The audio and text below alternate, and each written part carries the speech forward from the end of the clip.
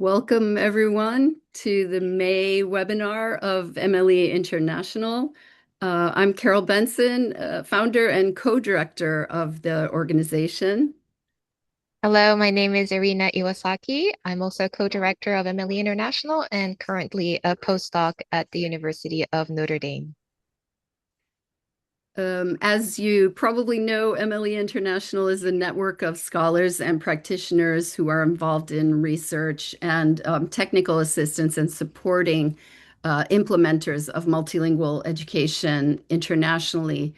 And we're in the process of incorporating as a nonprofit organization, as some of you also know, and we appreciate all of the support that we've been getting so far. So a lot of the support that we've been getting is from organizations like Language and Learning Foundation, and our guests today are Dhir Jhingran and Smriti Mishra. Irina's going to just explain the format of the webinar. Thank you, Carol. So we're very honored to have Dhir and Smriti today with us. As you know, our webinar takes the format of a 45-minute presentations by our guest speakers, followed by a 45 minutes Q&A section. So we really appreciate if you could keep the chat box open for your questions. And when the time comes, also please feel free to unmute yourself and speak up. We'd love to hear from you directly as well.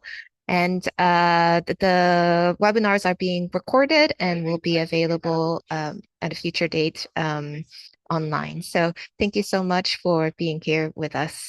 And I leave the floor back to you, Carol. Okay, Yes. yes. I just want to we start these webinars in a sort of informal way, but we've asked our presenters to say a little bit about themselves when they begin. So I will hand it over to Dr. Dhir Jhingran, and thank you so much for being with us today. Hello, everyone. As Carol said, I'm Dhir Jhingran. I'm the founder and executive director of an organization called Language and Learning Foundation in India. We work on foundational learning, both literacy and numeracy.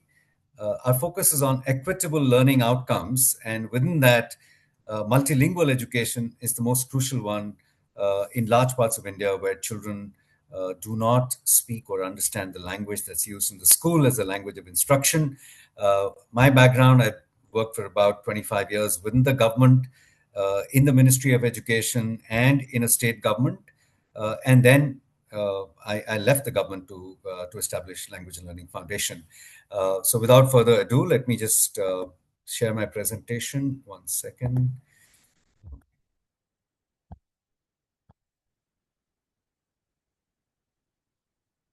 Just checking if you can see it, Carol.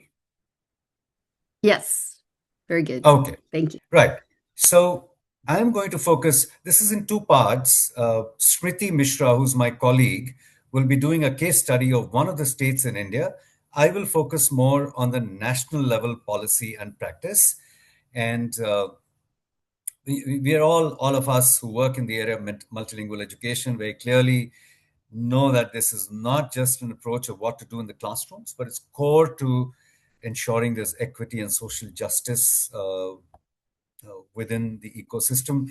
Just to give you a very brief introduction of what India's linguistic diversity looks like, the Census of India has documented 121 languages by grouping a large number of mother tongues into several languages. These 121 languages have more than 10,000 speakers, but the linguistic diversity, there's a lot of variation in what happens across the country. There are remote areas with indigenous communities where children come to school knowing only their home language. But there are language variants in most places. So languages, there's a fluidity of speech patterns, and it's even difficult to attach a pure language label often to say this is language A or language B. There is a trend of communities giving up their languages, their ancestral languages, adopting the more dominant ones in the area. And then we've got habitations in areas where there are multiple home languages. And when children come to school, often there are, in about 20% schools, we found out that children speak more than one home language and sometime may not understand each other. The more complicated situation is where teachers do not understand or speak the children's familiar languages, and this could be between 15 to 20% of the schools. As you can see on the diagram on the left, there are a large number of mother tongues that run into thousands. There are languages that help people communicate with each other, linked languages, lingua francas, and dominant Indian languages that are used in the administration and education. And of course, at the top is English, which is really an aspirational language for most of India. Indian states are divided on a linguistic basis. That's important to remember that when these states were formed, they were formed as states that largely were aligned with one official language. Of course, that is never possible. So there are multiple languages in a state, but that's how these states were formed initially. There is no national language in India. Hindi is the official language. English is an associate official language. Certain languages, about 22 of them, have been given a special status, and that is largely for administrative, educational, cultural purposes.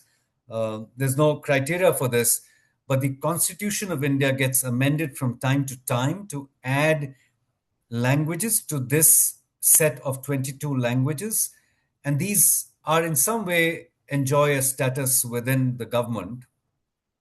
It's not so much it's related to the number of speakers, but it doesn't have too many other implications. It's important to understand that 20 to 24 languages are used as languages of instruction until grade 12 in India. So when we talk about other issues of multilingual education, it's important to remember that 22 languages or more, a little more, are used as languages of instruction until grade 12. And then about 25 to 28 languages, additional languages, are used in early transition models in different parts of the country in a multilingual education model. English is the language of instruction for about 24% children in India, but mostly in the private schools. The enrollment in private schools in India overall is about, at the primary stage, is about 38% or so. Most of them are English medium.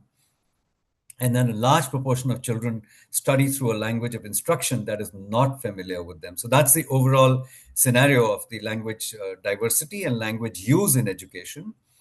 Just to give you a historical perspective, the Indian Constitution, which was from 1950, provides for mother tongue education at the primary stage as early as so 1950. There have been several commissions and policies, national policies, that have recommended mother tongue as medium of instruction. There is something which I'll in a few seconds talk more about. This is the three language formula, which is sort of withstood the test of time, even though it hasn't been implemented very well. And the Right to Education Act that came in 2010, it's a justiciable act. It does say education in the mother tongue, but qualifies it by saying as far as possible. Just to say three language formula, which I think is quite unique in India. And it's been in place, as I said, over 5 decades. Initially, it was established for grades 1 to 8, and it sort of affirmed national unity, but then also said identities and languages and cultures of different peoples and different parts of the country are very crucial. So the three languages could be the mother tongue or the regional language spoken in that part or used in education, the official language Hindi, or the associate language English, and another Indian language, or even a foreign language. So the earlier three language formula, which was implemented until 2020, allowed for use of three languages, and then actually even two of them. It could be English and a foreign language if schools chose that or students chose that. So that's the three language formula, grades 1 to 8. The challenges in implementation, as I said, India is linguistically diverse. Education is on the what's called the concurrent list. It's not the central government's responsibility to legislate and make uh, rules that are applicable throughout the country. So there is a considerable amount of state ownership around what they do. So in the implementation of the three language formula, South Indian states often did not accept Hindi as the third language. States in the northern India did not pick up another language. There were doubts about having too many languages in the curriculum. English was very important. And then again, there was lack of clarity of what would be the language of instruction, uh, a familiar language or the first language or a regional language. So in a way, the three language formula was implemented rather loosely in the last, uh, I would say, about 55 years. Uh, in 2020, the new education policy brought about a change in the three language formula. The third language has been made mandatory from grades 6 to 10 now. Earlier, it was only 8. And of the three languages, it has been stipulated at least two have to be native Indian languages. So that's quite a change. Uh, in almost all primary schools in the country, uh, private or government, English is the second language. So therefore, the other two languages will have to be Indian languages, except for some elite private schools where French, German, and other languages are used. And also, Sanskrit is also a common third language. But this is the change that has happened in 2020. The new education policy 2020 recognizes very clearly the power of what it says multilingualism, the fact that Indian society is multilingual, and therefore classrooms and schools have to be multilingual, and emphasizes the use of children's home languages as the medium of instruction until grade 5 or grade 8. And if that is not possible in some places, then efforts have to be made to bridge the gap between children's languages and the school language in primary schools. And therefore, over the years since 1950, most policies have tended to say that instruction in primary schools should be in the mother tongue, but added qualifiers as far as possible. So that's been the history of what's happened in Indian education policies. In the new education policy, as I mentioned, this is about three languages at the foundational stage, which has been defined as 3 years of early childhood education and 2 years in school. So 5 years of foundational stage, what they've called R1. R1 is simply the first language of the school, which may not be the L1 of children. At the foundational stage, it is expected that children comprehend and read in R1, and then they develop some basic understanding of reading and writing in the R2, which I mentioned in most schools in India is English. The preparatory stage, which is grades 3 to 5, developing a strong proficiency in both these languages. So further working with R1 and R2. And in the middle stage, 6 to 8, and then as I said, now it's up to 10, uh, strong academic skills continue to develop in R1 and R2, but a new language is introduced, R3, which could be another Indian language, which has to be another Indian language now. And then R1 continues as the language of instruction until grade 12. And R1, R2, R3 are often taught as subjects in a monolingual manner. R1, of course, is the language of instruction. So that goes across subjects. So that's the current formulation of languages in education as languages of instruction and as subjects. The NEP 2020, as I mentioned, is not the first policy that has emphasized mother tongue based instruction in primary education. But I think it elaborates on it, talks about multilingualism, refers to the scientific justification of using familiar languages, and also calls them home languages. Um, Also links it with foundational learning and the importance that is given to early childhood education in this policy, which then sometimes becomes a limitation as well, because then the point is that without saying so, the interpretation is that it's important for the foundational stage, though the policy very clearly says that it should be mother tongue based until grade 5 or grade 8. Therefore, to sum this up on the policy front, the new education policy, the national curriculum frameworks that were framed after that, and I was a member of the National Curriculum Framework Committee, strongly support home language, multilingual pedagogy, and then within that, of course, the importance of oral language development. However, over the years, these terms, home language, local language, regional language, have been used interchangeably. So often, the language that is used as R1, the language of instruction, may not be the most familiar language for children. And then operational guidance of how this is to be implemented, that's missing from the way it's implemented from the national level. And then, as we saw that language situations are quite diverse in India, and therefore it's important to have clear guidance around what approaches and strategies can be used in different language situations. That hasn't happened.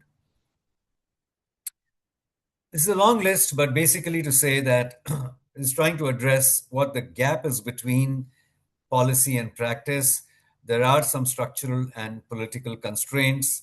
As I said, Indian states are organized on a linguistic basis, and they have got their own official languages. Some other languages that are recognized as official languages in a state, there could be more than one. Education is a concurrent subject. So the National Ministry of Education is usually careful about the issues of languages of instruction across states. And the national assessments so far have been only in the state official languages, the officially recognized state languages. So that's been an issue. And the focus of some of the work of the National Ministry of Education has been uh, how do the state official languages, the scheduled languages, the 22 languages, how can they be extended to the tertiary level of education? And significant work has happened on this.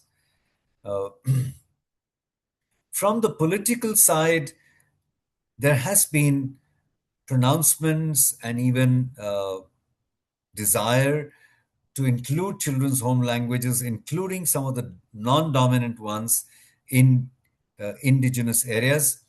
But in many places, the bureaucracy has been fairly wary and conservative about inclusion of these languages beyond, let's say, grades 1 to 3.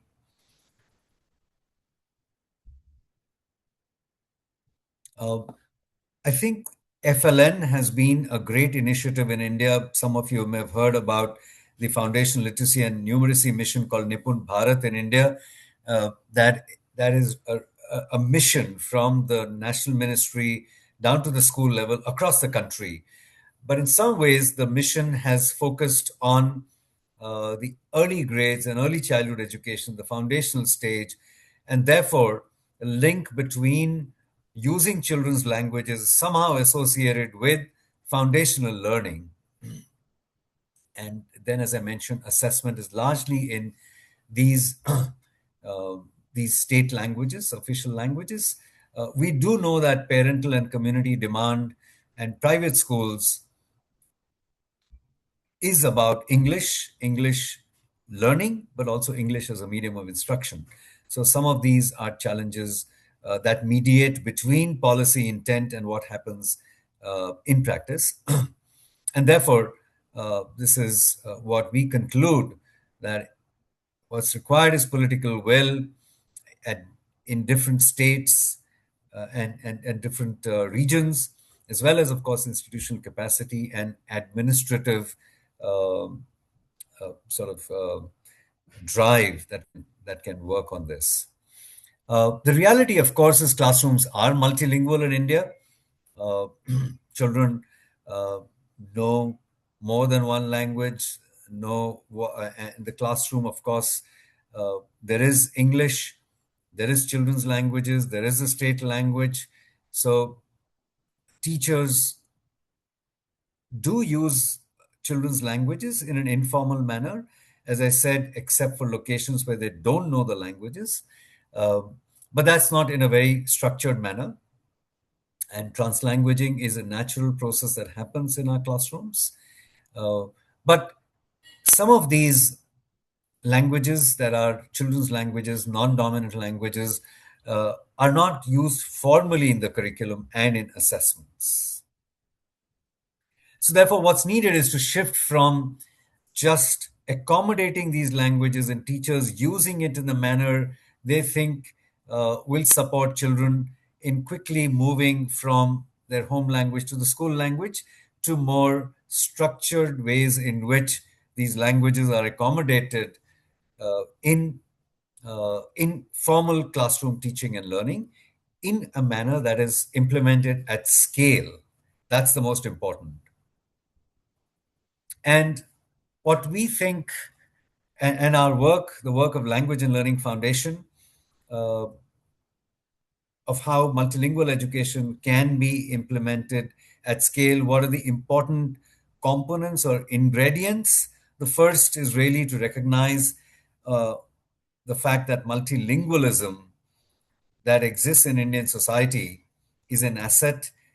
The language resources that children bring in into the classroom need to be built upon and supported, and that's a starting point of teaching that language and other languages, and therefore building on uh, other languages on the foundation of what children already know.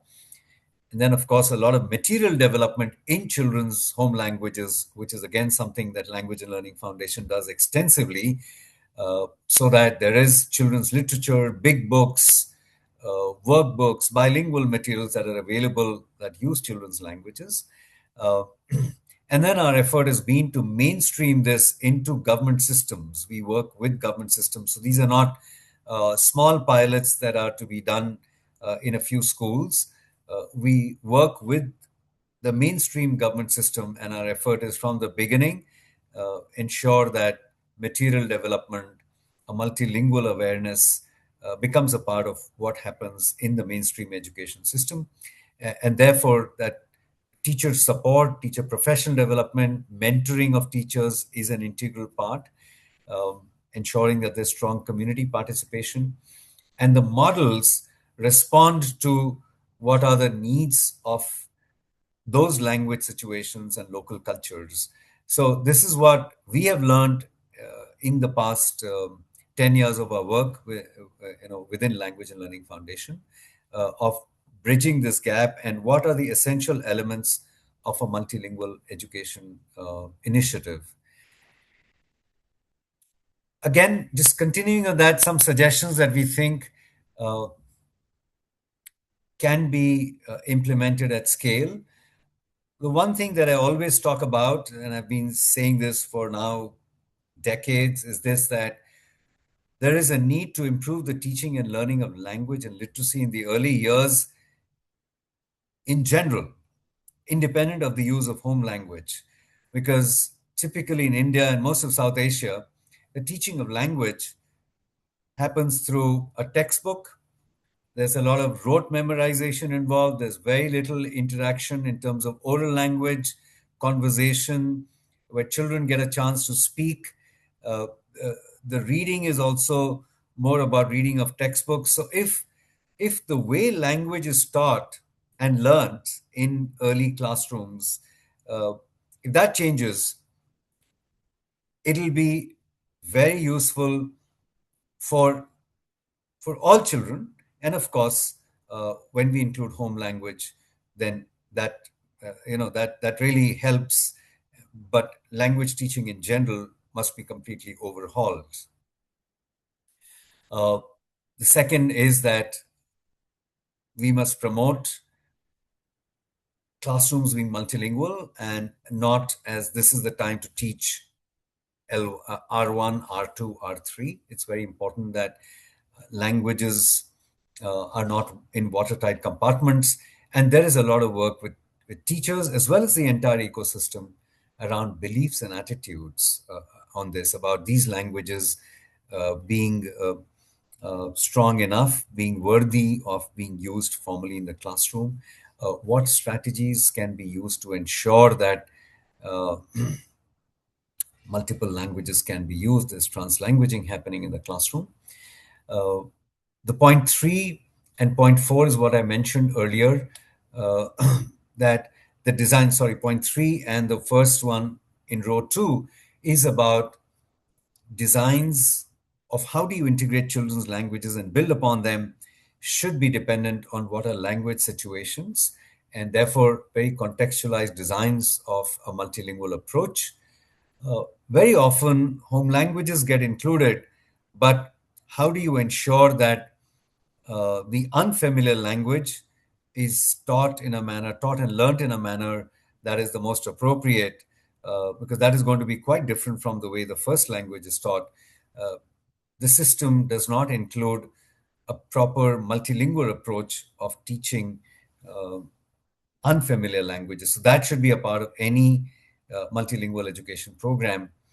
And then, of course, any MLE initiative should take into account their context, children's context, experiences, local knowledge, diverse cultures when materials are made, when teacher professional development happens. And of course, it should not be just confined to the language subject, but go across all subjects. I will close by saying that when we work with governments, we're very clear that this is not a pilot, this is not a demonstration program that we are doing. It's important that it's understood throughout the system. We don't just do training of teachers, but all administrators at all levels are completely owning this initiative. And what our advice to governments is that you begin with languages that are spoken more widely so that you're able to then cover a larger number of schools and regions by choosing languages that are spoken more widely. I did mention earlier that solutions are not straightforward in India's linguistically diverse uh, situations. It is about what works best. The teacher may not know the language. There could be multiple languages in the classroom. There could be a linked language. So whatever solutions are there, work with areas where you can go at scale with one kind of approach or strategy. Pre and in-service teacher education must focus on linguistic diversity, cultural diversity, and also an awareness of why multilingualism is important and why classrooms need to be multilingual. That we feel is the most important step that can be taken even before we work on particular strategies and particular uh, ways of doing things in classroom, and how does the home language and how does let's say transition from home language to another language happen. uh, but if the system understands and recognizes that a multilingual environment in the classroom is important, that's really crucial. And the way to start this is in pre-service education, and then of course emphasize it in service education. Early childhood education is very important because in parts of the country, this begins, of course, in private schools with English, but even otherwise with the dominant state language. So it's very important to establish that it at least, or you must have at the stage of early childhood education, it has to be children's L1s for those 3 years. And the big challenge we're facing in India is that, as I mentioned, that often teachers do not know the language of the children. Some teachers who who are from that language background may be positioned elsewhere. So some deployment, redeployment helps. But more importantly, how can we ensure that teacher recruitment is aligned with the languages that are spoken in regions? Right now, there is a centralized recruitment of teachers. And while there are some ways in which uh, teachers with different language backgrounds are selected, there are regions where we have very few teachers who speak the children's languages. So these are some suggestions for governments in India. And the diagram you can see at the bottom is, I mentioned to you that there is a lot of emphasis on foundational learning in India. And sometimes FLN is conflated with MLE. The approach is this, that uh, we require to use children's languages for a couple of years for the foundational stage until FLN. But the argument really has to be that multilingual education is a much bigger approach, and the way of looking at education and what should happen inside classrooms. FLN is a more targeted, uh, structured, limited approach for a few years where children acquire foundational literacy and numeracy. So that's what I had to say in terms of the national level approach. Thank you so much.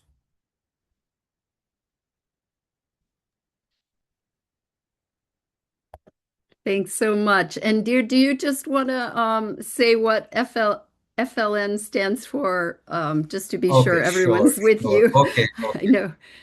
Right. So FLN stands for Foundation Literacy and Numeracy. And in South Asia as well as sub-Saharan Africa, this is a big thing right now for the last 5 or 10 years. It's a goal that all children should be able to, let's say, put very broadly, should be able to read fluently with comprehension, to be able to write correctly and also write independently, and also do basic mathematical operations. So Right. that's a big goal for national governments, including in India. And we just have to be careful that multilingual education does not get confined to the first few grades where foundational literacy and numeracy is the goal. It's a much Yes. wider approach of how do you support, a language supportive pedagogy that can go beyond to later primary grades and even upper primary. That's what I meant to say. Thank you. Thank you. And I hope that we can return to that point in the discussion because I think it's really important. Thank you so much. And we're passing the word right over to Smriti. Welcome and thank you for being here. Yeah, hello all. My name is Smriti and I am working with Language and Learning Foundation and heading the Multilingual Education Unit in the organization. So I am associated with Language and Learning Foundations since 4 years. And building on Dr. Dhir's presentation, I will be sharing the journey of drafting a language policy for Jharkhand. So I hope my screen is visible to you. Okay. Yes. Okay. So as one of India's most linguistically diverse states, Jharkhand presents both opportunities and challenges in building an education system that values children's home languages while ensuring strong learning outcomes. And today in this presentation, I will briefly discuss why Jharkhand needed a language policy, the process followed to draft it, and the key provisions included in the draft. So before starting the discussing Jharkhand specifically, let us first understand what is language policy means in education. A lot has been said by Dr. Dhir, and a language policy is not just about selecting a language of instruction. It is about respecting, preserving, and promoting languages within the education system. So the vision of the Jharkhand language policy is to create an inclusive and equitable education system where every child learns effectively in their most familiar language within a multilingual environment. And that's why the policy recognizes the link between language, identity, culture, cognition, and equity. And it also aims to make multilingualism a strength in schooling.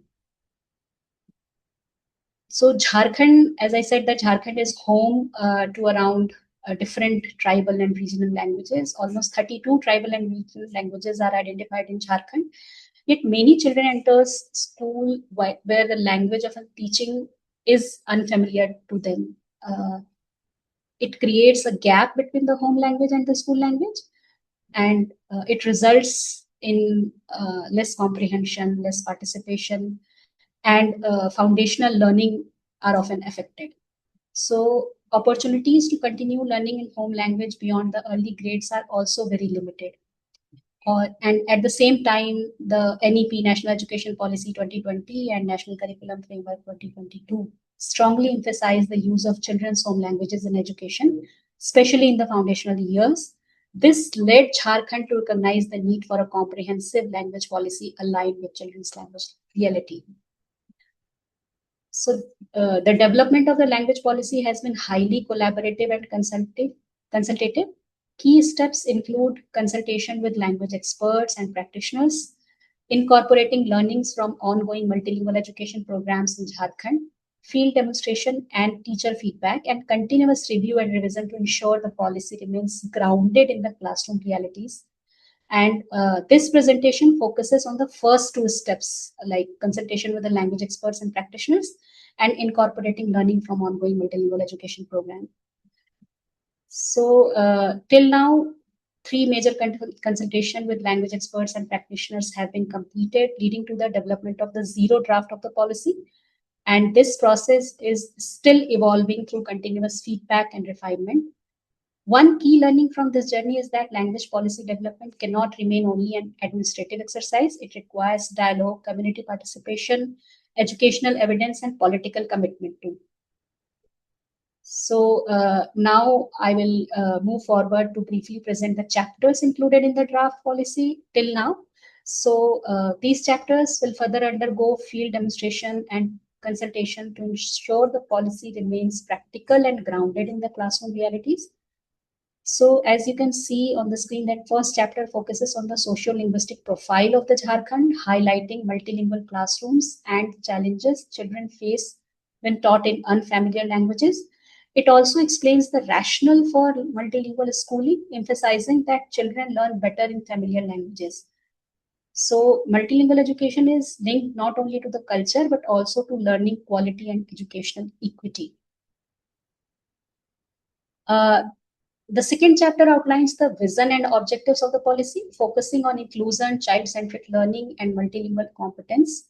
It promotes learning through home languages with a gradual transition to the school language, while also emphasizing the preservation of indigenous languages through schooling. Next chapter provides practical guidance for schools, emphasizing the child's first language as the foundation of learning. It proposes a gradual transition from the home language to the school language and English, supported by language mapping and context-specific multilingual models. So Jharkhand government has done a language mapping exercise, and which shows there is a gap in the school language and the children's home languages. And this chapter builds on that exercise, and this chapter also outlines grade-wise language arrangements and highlights translanguaging, multilingual assessment, teacher training, and community participation. An important feature of this policy is flexibility. Instead of going to the very rigid approach, it proposes context-based multilingual education models suited to different school realities. So there are 3 broad models are suggested: intense MLE, where the home language becomes the main language of instruction; less intense MLE using bilingual approaches; and the third one is light MLE, where the school language remains dominant with local language support. These recommendations are informed by a large language survey in Jharkhand, as I said earlier. So this chapter talks about this kind of arrangement. The next chapter is on teacher recruitment, training, and academic support. So as we all know that teachers are central to successful multilingual education programs. So this policy recommends prioritizing teachers who know children's home languages and providing bridge courses for others where teachers don't know or understand the children's languages. It also emphasizes integrating multilingual education into pre-service and in-service teacher training, along with continuous mentoring and teacher sharing platforms. The chapter further highlights the role of community resource persons and language buddies in supporting classrooms. The next chapter of this draft policy is on curriculum materials and script flexibility. So under this policy, it is recommended that curriculum content should be rooted in children's languages, culture, local context, and lived experiences. It encourages the development of bilingual textbooks, storybooks, workbooks, and digital resources. And it also values local folklore, oral traditions, songs, etc., as an educational resource. An important aspect here is a script flexibility. The policy recognizes that script issues should not become barriers to children's learning in the early grades. So the focus should remain on oral language development and comprehension. The next chapter proposes multilingual and competency-based assessments. In early grades, assessment should be oral and conducted in familiar languages, while in later grades, it can be bilingual or multilingual formats. Children should be allowed to respond in the language they are most comfortable with, and the policy also emphasizes continuous and comprehension-based assessment over rote learning. Next chapter is around governance and implementation framework. So it mainly focuses on governance and institutional responsibilities for implementing multilingual education. It emphasizes coordination among government departments, language bodies, schools, communities, and the state would provide policy support, funding, and monitoring, while school and communities would support multilingual practices and language preservation. In this chapter, periodic review, documentation, and interdepartment collaboration is also highlighted. One key message emerging from this policy process is that language preservation in education cannot be separated. As many indigenous languages face decline, schools have an important role in preserving identity, heritage, and cultural knowledge. When children see their language respected in school, it strengthens participation, confidence, belonging, and learning. Thus, multilingual education becomes both an educational and social justice initiative. So these are the core chapters which is drafted under Jharkhand language policy. And with this, I'm finishing my presentation, and thank you very much for your time and attention. Thank you. Thank you so much. Well, it was great to have that example from one state to see how you've been working. So thank you. I'm going to bring Dhir back if I can, so that we can have some discussion.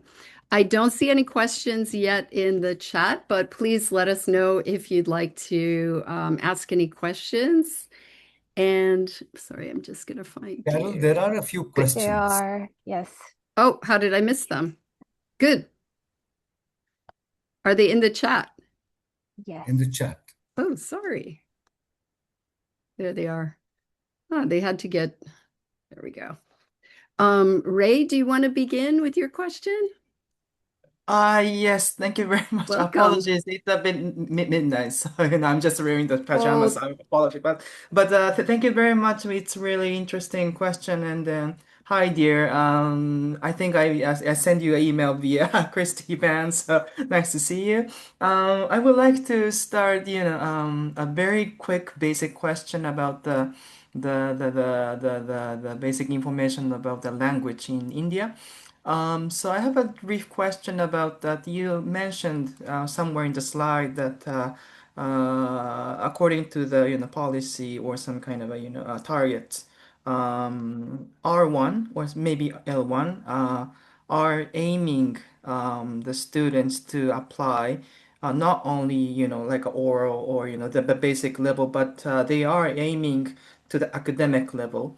So I'm just curious about how I cannot say well developed or not, but how I would like to know the situation or the reality of the India's local language. Is it enough developed? The Indian local language has enough technical term or vocabulary to it has enough vocabulary to discuss or study the academic level because I'm doing the research at Timor-Leste and then mostly the local language we can say L1 are based on they don't have the script they are not based on the written language. So that means that they don't have like a technical term such as the math or science field. So it is a bit difficult um, to do the academic discussion through using those L1 languages. So I would like to hear the situation of the R1 languages.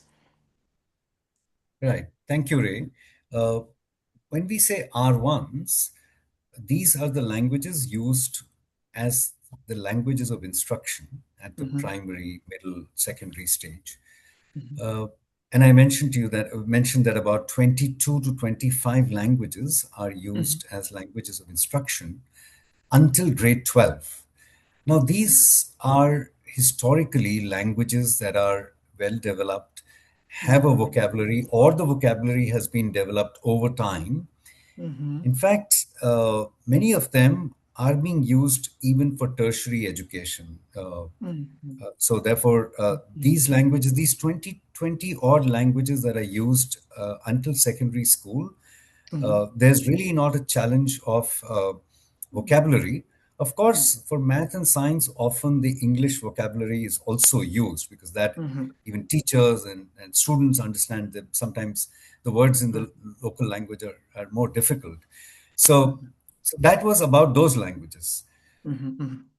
The For the languages that are not which we're talking about where there is where there are home languages which have not been used in education, the work Mm-hmm. is usually until the primary stage, and you're right that some of them do not have the vocabulary to be used for math and science for middle school or secondary school.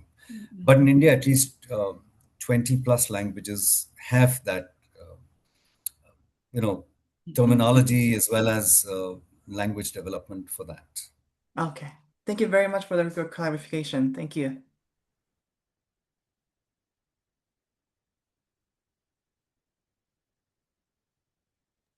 Sorry, should we take another question? I see I think an easy one from Amog Basavarai. Basavarai. Do you want to unmute and say your question? Hi. Hi. Hello. Welcome. Thank you for having me. And thank you for Kate who invited me to this webinar. My question is around which states. It was great to hear from Jharkhand's policy. I was curious about which other states have policies which are friendly for multilingual education, especially in the primary grades. And Right. maybe you could add which ones LLF is working in? So typically, states do not have language in education policies. In fact, as I mentioned, India does not have a language and education policy. We've got a national education policy in which there is a chapter dedicated to languages in education.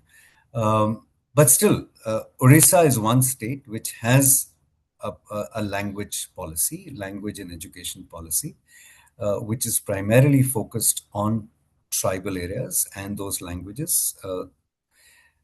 Jharkhand, as Smriti mentioned, is now well on its way to develop a policy. And if you're also asking which are the states that are facilitating and supporting multilingual education initiatives, I would say Odisha, Jharkhand, Chhattisgarh, a few states in the northeast of India, including Tripura, and now Rajasthan. Some work has happened in Madhya Pradesh and in Karnataka. So there are, several states that do provide a facilitative environment, not a policy. Of these states, Language and Learning Foundation works in Orissa, Jharkhand, Chhattisgarh, Rajasthan, and Tripura.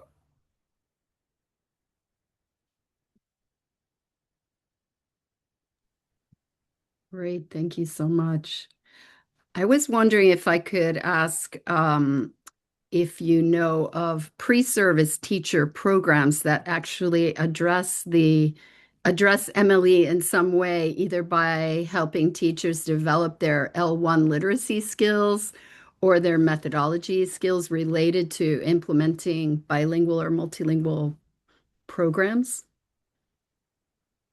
I will hazard a guess here and say none right now, systematically at least, or where language and cultural diversity are addressed, centrally, and there are strategies that teachers learn before they, pre-service. Yeah. There are very few. Smriti, is there anything in the states we know that pre-service is including this? No, Probably not. actually, Probably not. no. So a lot of this happens during in-service.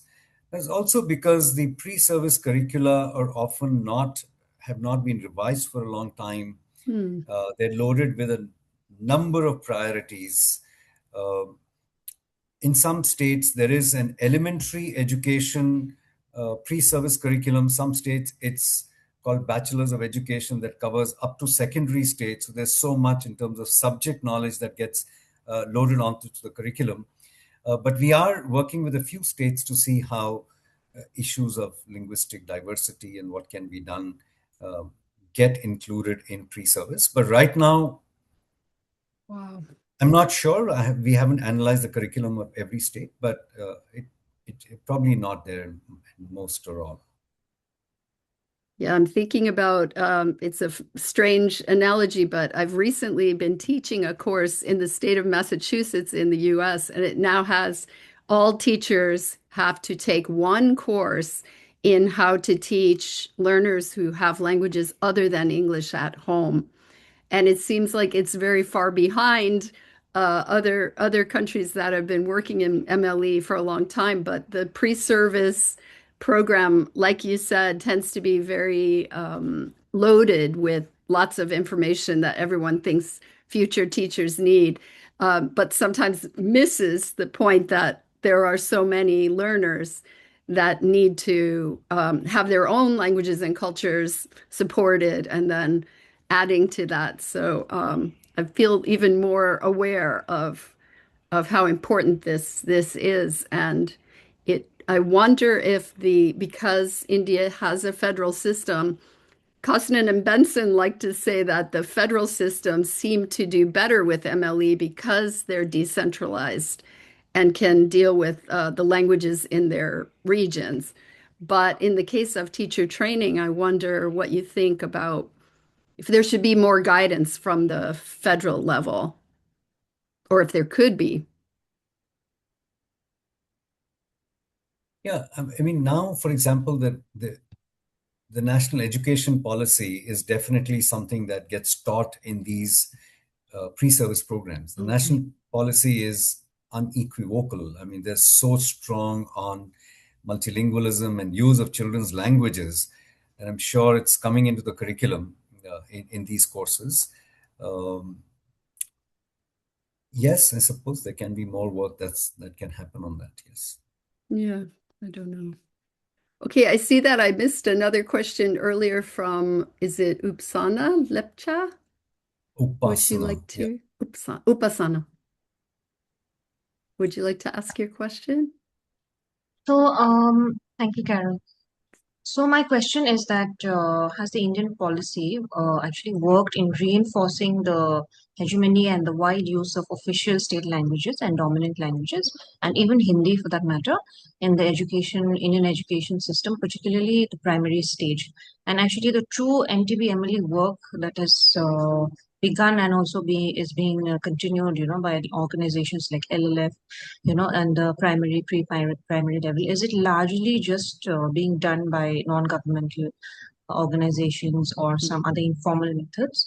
And also another second part of the question is also that what is the future of minority languages, particularly in the north part of the country and the eastern zones of India, in relation to, is there any future in relation to NEP 2020 and the NCFs of 2022 and 2023? Yeah, typically in India, we do not use terms like minority languages or even non-dominant languages. They're more probably from the global north. What we say is that right now the policy recognizes home languages, right, which is a very large number. So the definition is this, that children's L1s, which are home languages, should be used in the classroom. So obviously, it's not about being a minority or a non-dominant language. That is one. The federal system, there is a facilitative national policy. And then, as was mentioned, we've got the state governments who've got their own curriculum frameworks. They decide on which languages should be used until when. For example, we saw the Jharkhand case where they're developing their own policy. So as far as the Indian education policy is concerned, I would say it provides a flexible, facilitative, sort of adaptable framework, which can then be used by different states for promoting some of these more local languages that are not the state's official language. So this is happening to a lesser or a greater extent in different states. Jharkhand, Orissa, Chhattisgarh, Tripura, etc. are more active. It also depends on the political leadership of these states. So what we've seen is this, that the shift or the movement towards including more languages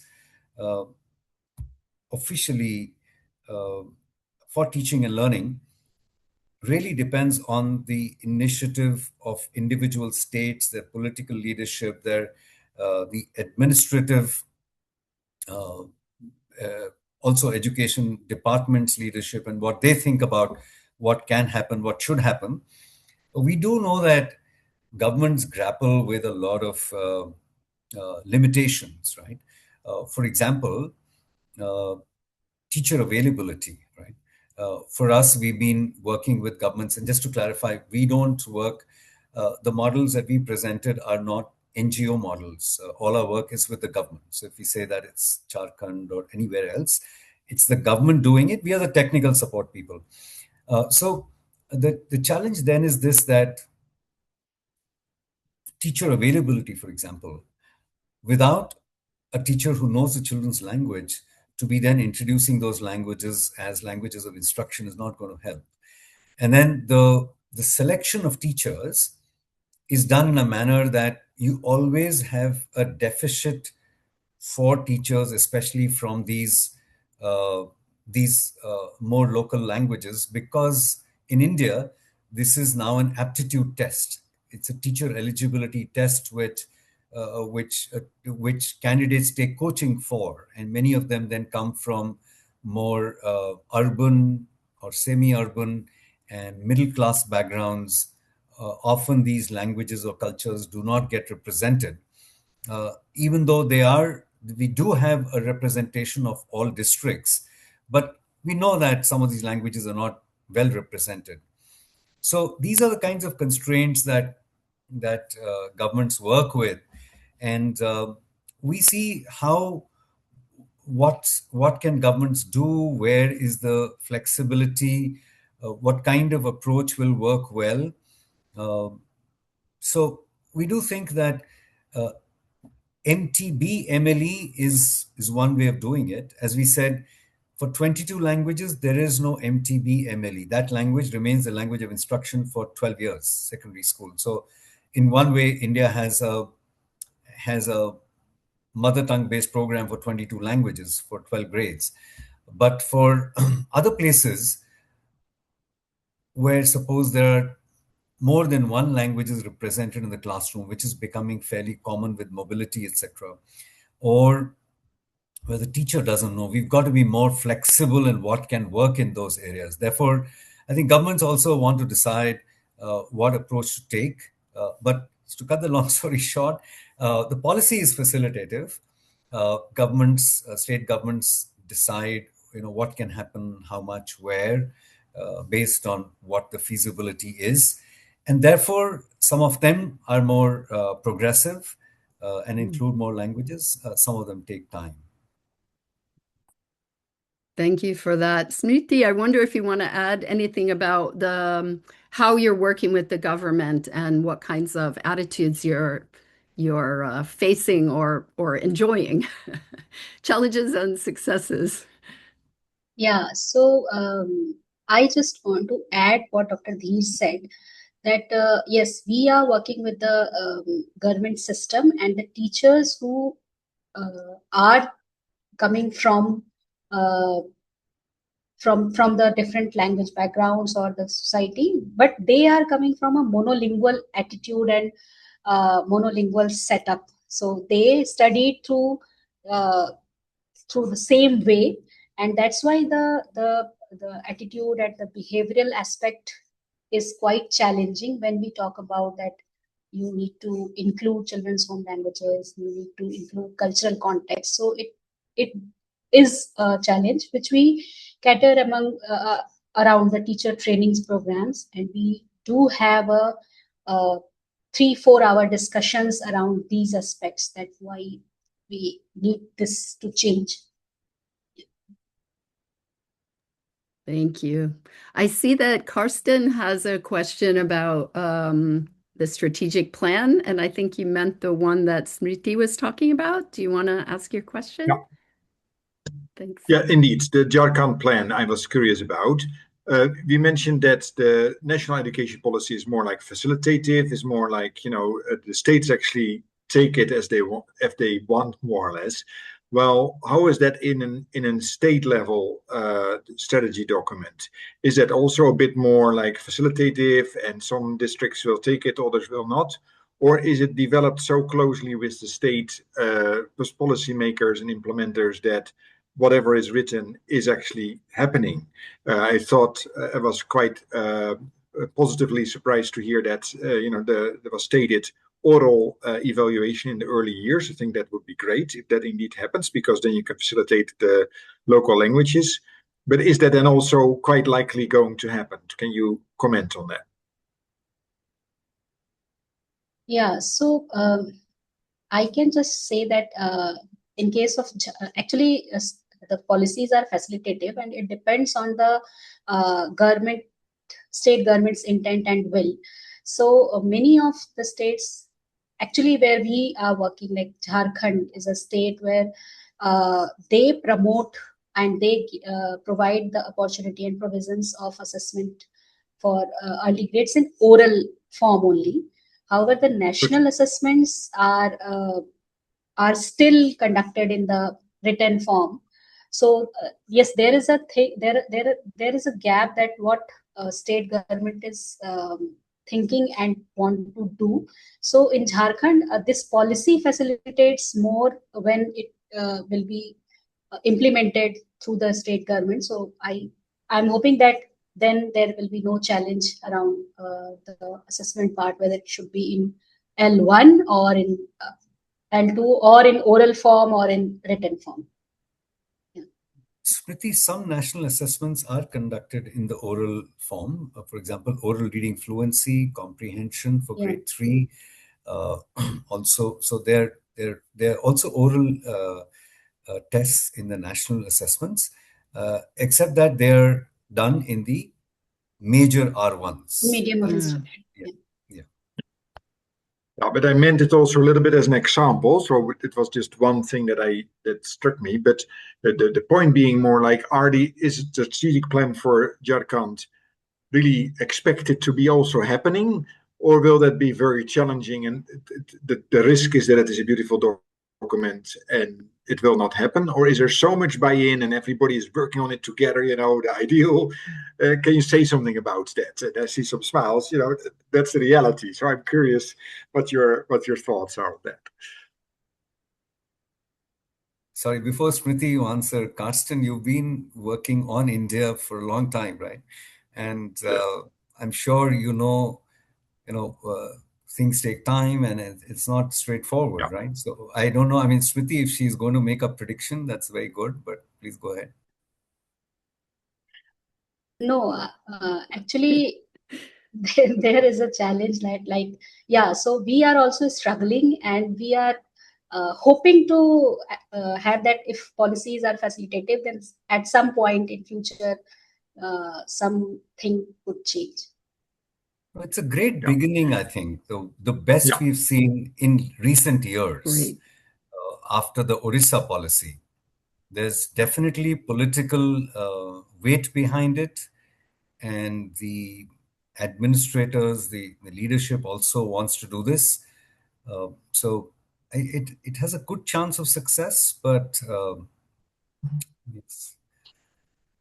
Could I ask, adding on to that, how are the linguistic communities involved? Because thinking of the consonant and Benson framework, where we're talking about change from above, from below, and from the side, like I would say, I don't know if you'd say that you're working mostly at the side level, but also at the above level. But how are the communities involved in those decisions and the draft, for example?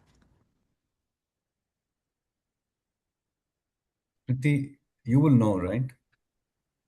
Yeah, so actually, it is a part of our planning with the state government that it will go with the language experts or language groups of the Jharkhand, and they will suggest around these things that how it will ground it. But it is in the process actually. So it is a plan in place that it is there will be a focus group discussion with different language groups, different communities, and then their suggestions and their feedback will be incorporated in that. So right now, there are no members of the linguistic communities or the teachers that are involved in the drafting. There are people. Okay. There are people, but they are actually some representation of some groups. But Jharkhand government plan to go with all the 17, 18 languages which is notified in their gazette. So they do the focus group discussion with those groups also. Okay, yeah. Thank you. Thank you for that. We had another question from Farah about the scripts. Farah, do you want to ask your question? So we hear your voice. Hello everyone, and thank you for a good presentation. I use a lot and I learn a lot from you because I'm from Iran and we don't have any multilingual education. And yet, for me, yes, yet. And for me, it was I was curious about the script and the alphabet that you use in L1 and L2 because I think it is another challenging to teach the different alphabet for children in preschool and primary school. I was just curious about this part, and I will be appreciate if answer my question. Thank you. Good question. I think there are a lot of writing systems in India as well. Yeah, so for the script and the writing system, actually, in the where we work, we also advocate for getting same script for the teaching and learning of different languages in foundational stage, and that's easy for students because we believe that more than one script would create a cognitive load on the child, and it would be difficult to learn or to understand the language itself. So we promote the same script for L1 and L2 in the foundational years. And that's doable in that context? Yes, yes, it is doable. It's interesting, but I can see why you're saying that, because you're talking about early learners who are developing their literacy for the first time. In other countries, there are children in preschool who are learning different scripts. But yeah, good idea. I wonder if you could both talk about what we were saying earlier about foundational literacy and numeracy being only part of MLE, because we've seen this in other parts of the world as well. And in fact, I wondered if I could show you, we have a visual that Irina and I presented at a conference when we were trying to show, let me just see if I can share it.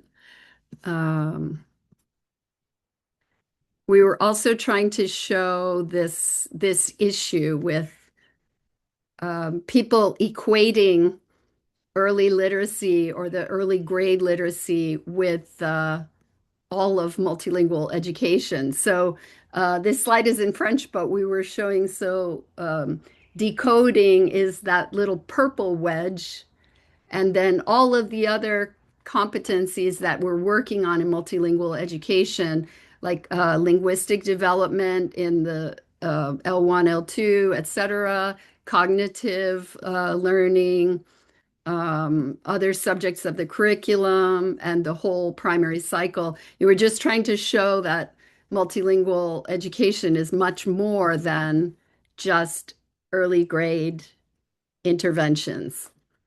And I felt like that was resonating with what you were saying also about multilingual education versus foundational literacy and numeracy. Do you want to say any more about that, or how you talk to people about that? Smriti, maybe you should. I did already mention. Yeah, so I just want to share an example when we were in a conference, a national seminar, which we hosted last month. So there was a question from the participants that the children's languages, whether it should be used in foundational grades or beyond the foundational grades. So we explained them with this diagram that multilingual education is much broader thing, and foundational literacy and numeracy is a part of the whole universe. So there were debate around that, and it is always good to have these kind of discussions, and how multilingual education is a big universe and the foundational literacy and numeracy is something a part of that. A part, yeah. And do you feel like people really, that resonated with people? They kind of got that. I love your visual because it's very simple. Yeah, so sometimes they got the idea, they got the spirit, but sometimes it took long discussion to make them understand that how it is embedded in this way. Yeah, I feel like meaning is also a factor, right? A lot of times the focus in early literacy for the foundational learning is on decoding and phonemic awareness, whereas reading is a much broader thing, right? And there's a lot of meaning involved in how you're when you're learning to read for the first time. So I feel like we should perhaps be talking to people more about meaning and comprehension and the context of a language. The early grade reading assessment takes a lot of things out of context and tests just certain phonemes rather than looking at, giving learners the whole context of something and seeing what they can read from that. Yeah. I'm thinking So that LLF has done a lot in this area. Yeah.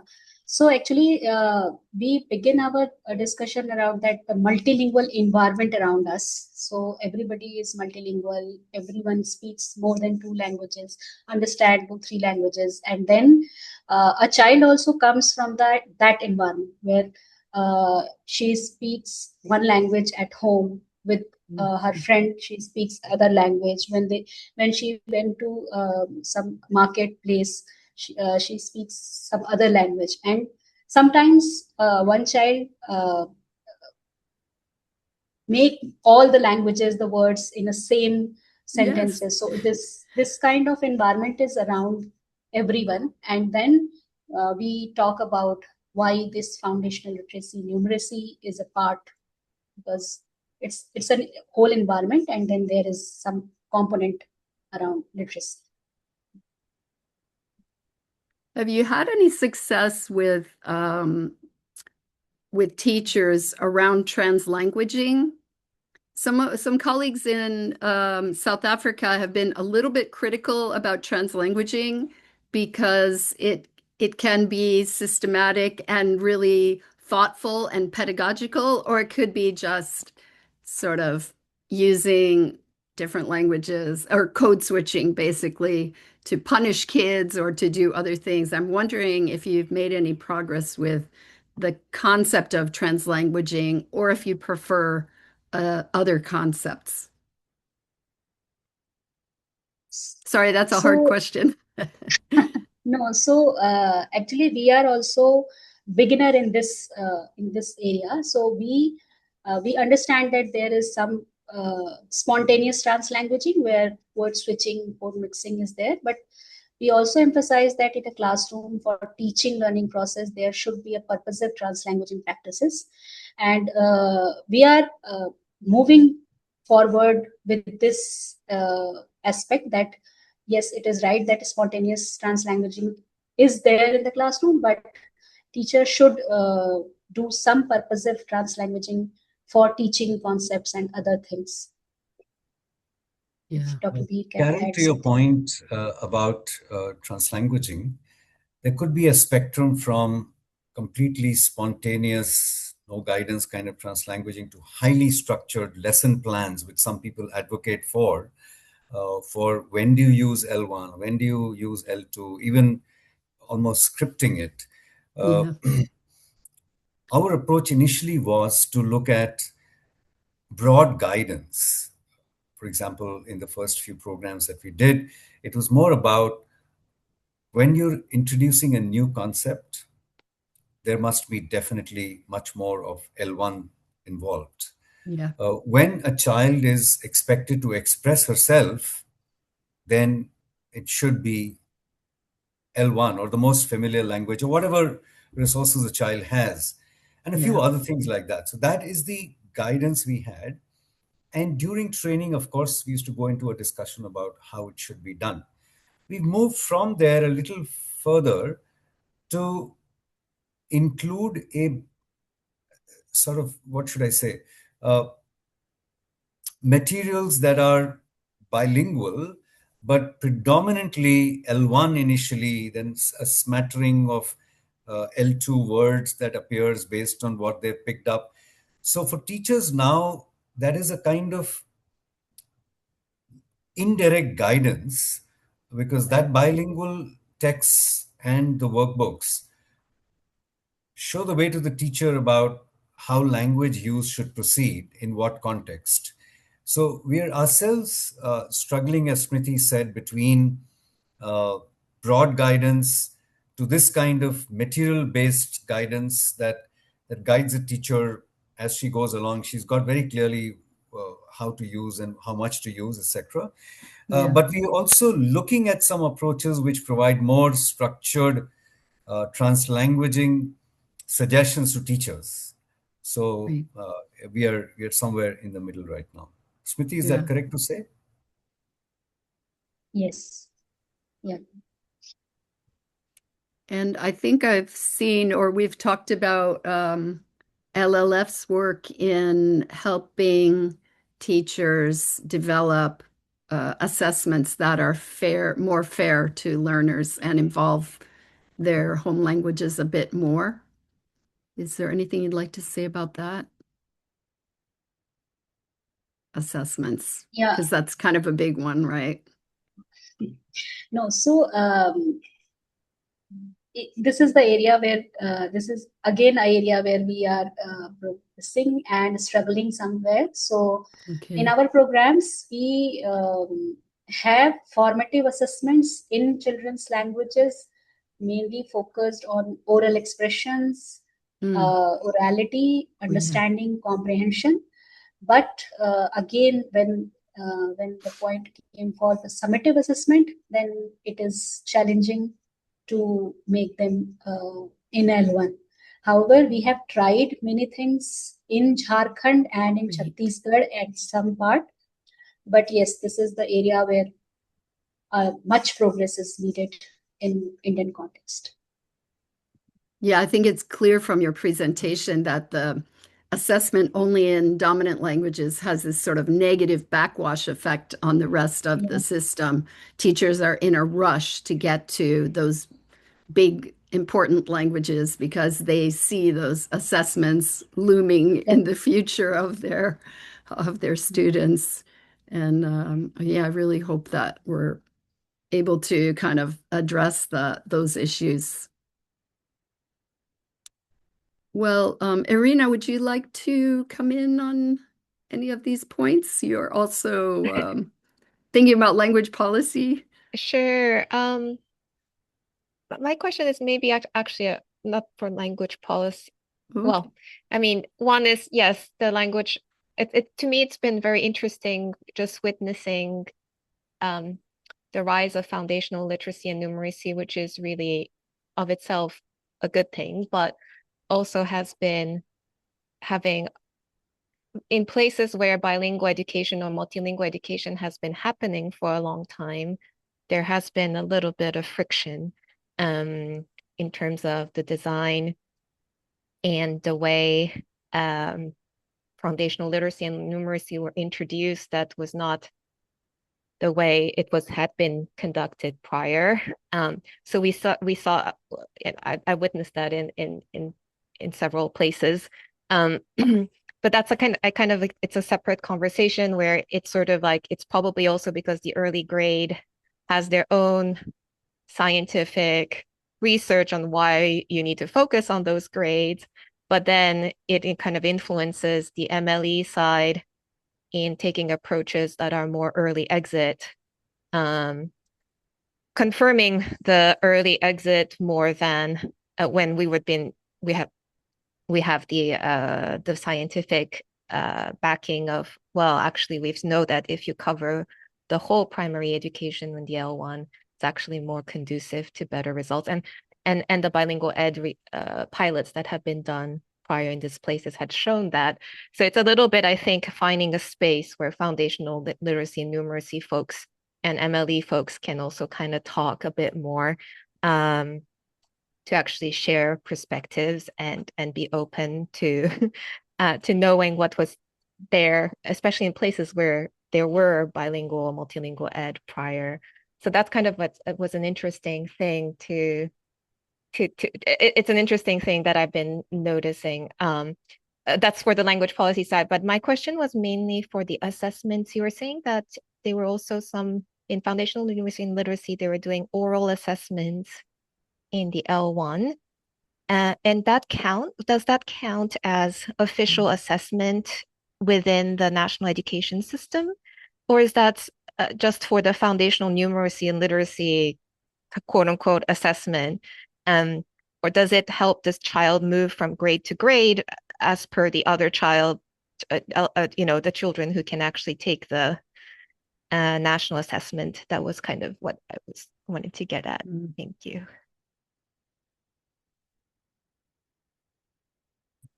As Smriti explained, national assessments include an oral component, but in most cases, the expectation is for the child to respond in the language of the school, right? In the language that's used as the language of instruction. So the constraint lies there. because that's highly centralized. There's a clear protocol, and we have been, and some states also have been advocating for including a bilingual, multilingual approach there. These systems don't change that easily. They're large systems, so I think it will require more time. But there is an understanding that that is a constraint, definitely. And to your point, Arena, about FLN, etc., I don't know if you've had a chance to see the recent paper backed by GEEP, that Global Education Advisory Panel, on effective literacy practices, reading practices. There again, they've listed effective practices. They've talked about oral language decoding. So it's not just decoding, but oral language, phonemic awareness, decoding, including writing. On language of instruction, they say that it should be the most familiar language. If that is not the case, there would be more intensive effort required and more time required for children to acquire reading skills, right?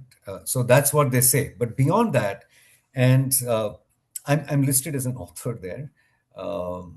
So I contributed only towards the end, but so the point here is this, that what happens then in multilingual situations where there's linguistic diversity?